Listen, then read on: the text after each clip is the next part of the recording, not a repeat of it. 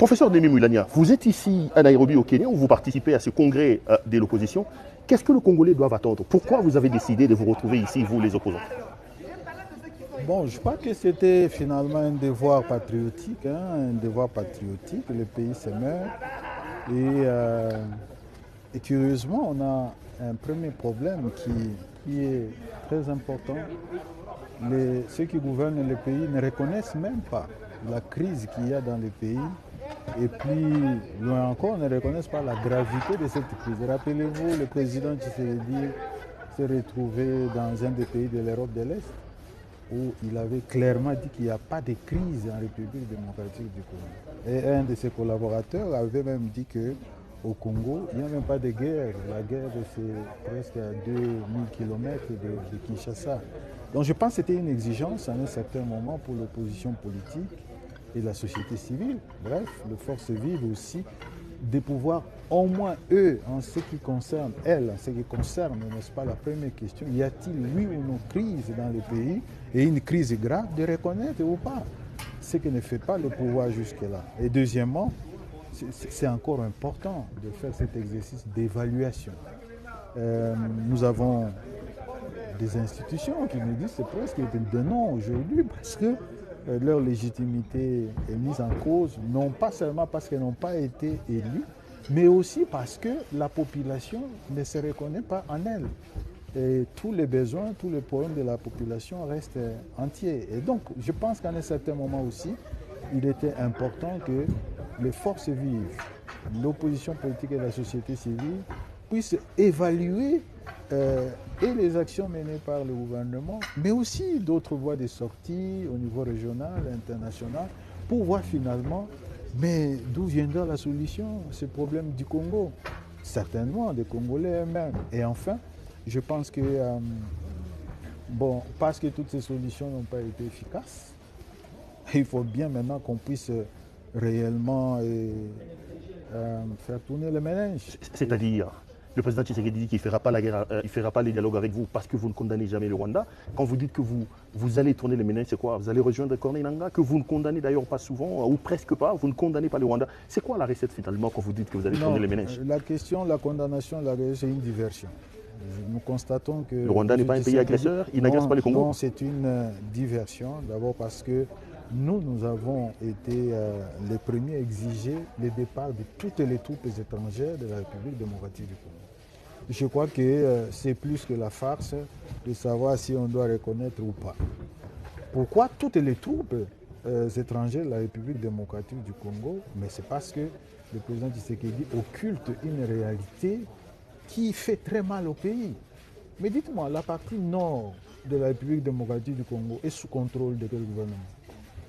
La partie sud du Sud Kivu, Uvira, Fizi, est sous le contrôle de quel gouvernement?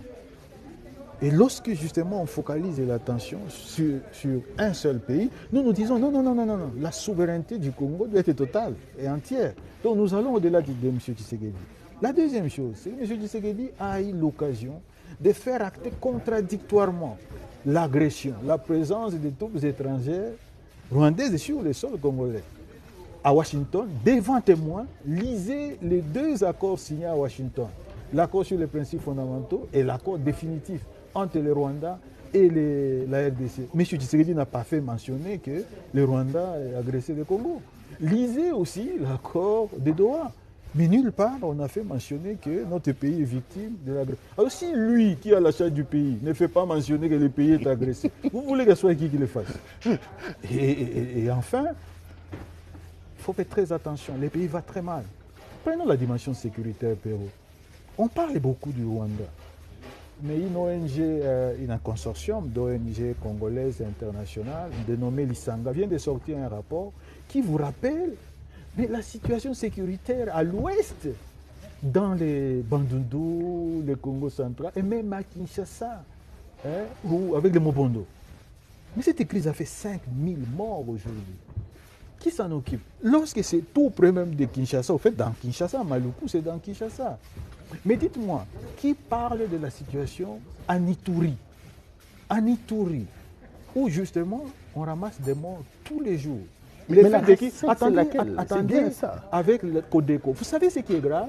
C'est que, mais l'armée considère le Codeco comme c'est supplétif, alors que tout le monde sait justement tous les méfaits de la Codeco. Dites-moi enfin, ces morts-là de Béni, hein, dues à l'affaire des ADF et consorts, vous vous rappelez que notre pays est sous état de siège depuis combien d'années? Est-ce que vous avez déjà interrogé M. Tshisekedi pourquoi il reconduit cet état de siège alors que jusqu'à aujourd'hui ça n'a pas donné de résultats? Donc je pense à un certain moment, s'il y a un problème, alors ce problème-là est plus profond que la rhétorique de tous les jours. Mais la recette, c'est laquelle? C'est la question que je pose. Non, aller rejoindre Corneille Nangaa. La solution la plus rationnelle, c'est justement celle qu'il est en train de refuser aujourd'hui. Le dialogue. C'est-à-dire un vrai dialogue inclusif et qui devait permettre aux fils et aux filles du pays de reconnaître collectivement la gravité de la crise que connaît le pays et de définir les voies de sortie ensemble. Maintenant, Perrault, on peut s'interroger, s'il est en train d'esquiver cette voie, que cherche-t-il lui-même? Posez-lui la question. Posez-lui la question. Parce que quand on sort de la rationalité, on est dans quoi? Dans l'irrationalité. Je ne vous le fais pas dire.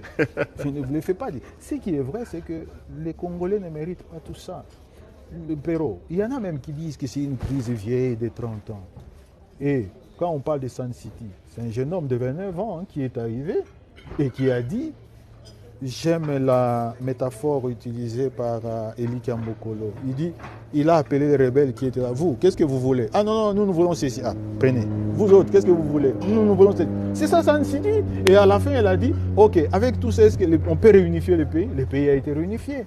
Il y a eu une transition pacifique qui a donné lieu à quoi? Qui a donné lieu à une constitution. Et puis, bon, voilà, autant de cycles électoraux. Et puis, le transfert pacifique de pouvoir.